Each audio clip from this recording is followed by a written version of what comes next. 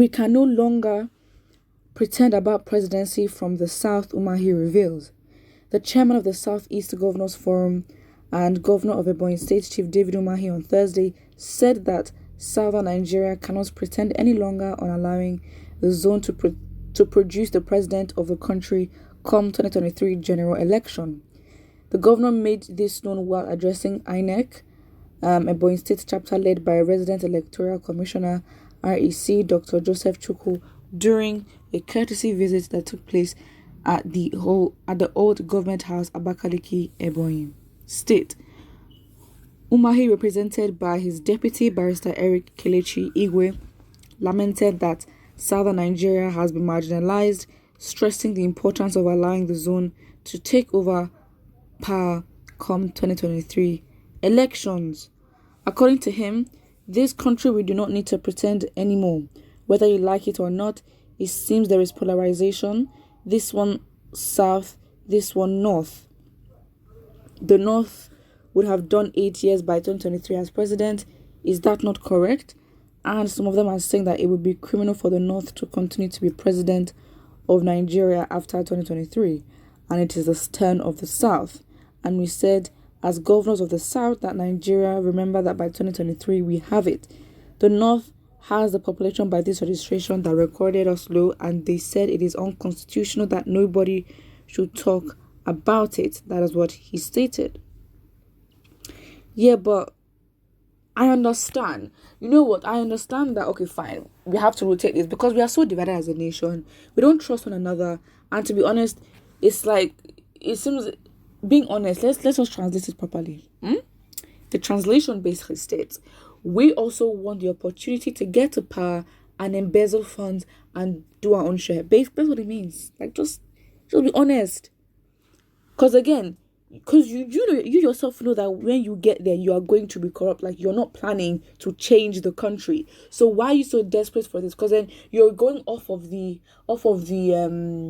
argument of, of equality, marginalization of the Igbos, which is actually true. But then those that are even agitating for the Biafra nation, they don't want an Igbo presidency.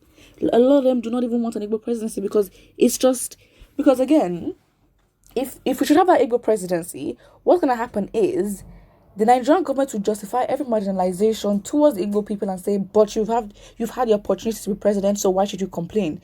Because it seems as though everyone is hyping this up to be that, okay, fine, the minute that Igbos become president, then, the marginalization will stop. Keep dreaming.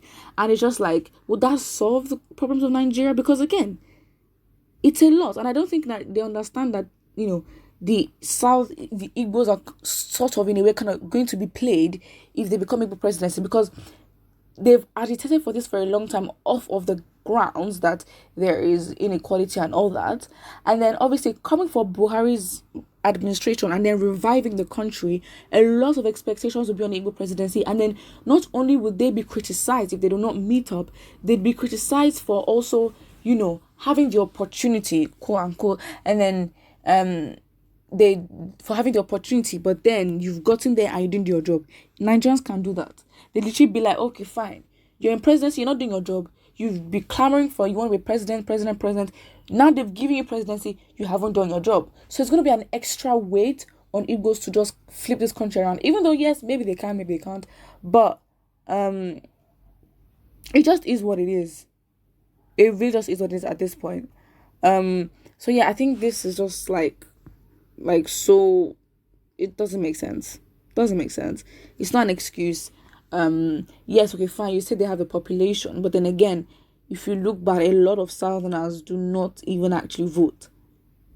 Like, let's say the intellectual ones, or the ones who know what's going on, the ones who think that it's not important for them to vote or anything, they are going to vote.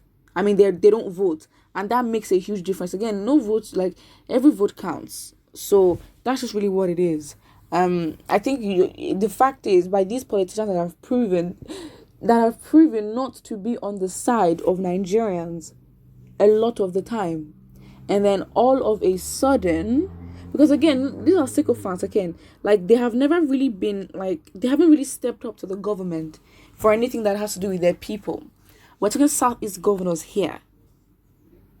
like these people have condoned military presence in their state, allowing for the mislabeling of of Igbo youth to mislabel of Igbo youth, which have led to some being killed unjustly. So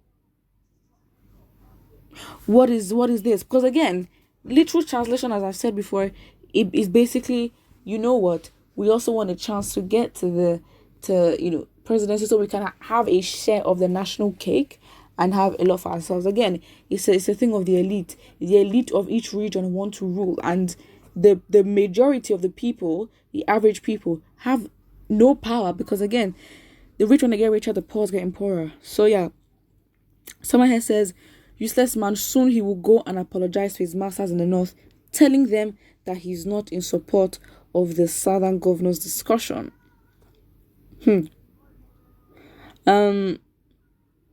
Someone says, does it mean that Ogadev has started seeing Buhari's disappointment that made him to start knowing that Igbos are marginalized? That is a great observation.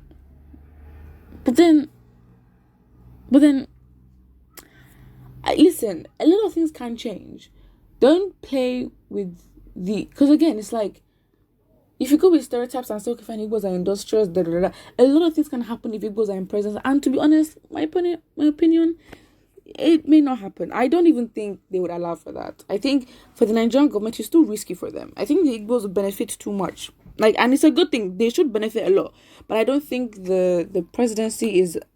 I don't think the powers that be that we don't know of, sin powers, I don't think they don't want Igbos to benefit too much of their presidency. I'm thinking about it, and I'm like, yeah, it makes sense.